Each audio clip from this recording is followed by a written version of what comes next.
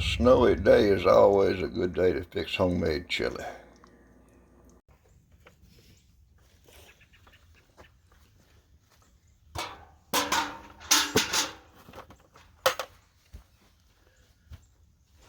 Hi guys and gals. I got a friend. His name's Bobby. Him and his buddies, they was riding around one Saturday night. Might have been alcohol involved.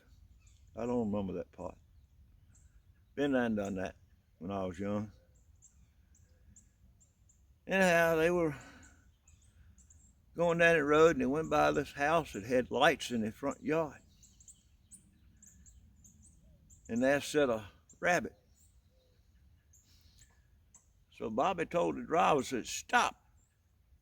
I'm going to catch that rabbit." All the rest of them started in on, "No, you can't catch that rabbit." He said, "Y'all watch me." So he got out the car and he snuck over behind a tree and he peeked around the tree. Rabbit still sitting there. So he sneaked over behind another tree, keeping it between him and the rabbit, and he peeked around the tree and the rabbit was still sitting there.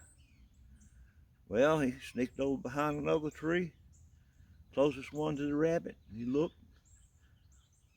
The rabbit was still sitting there.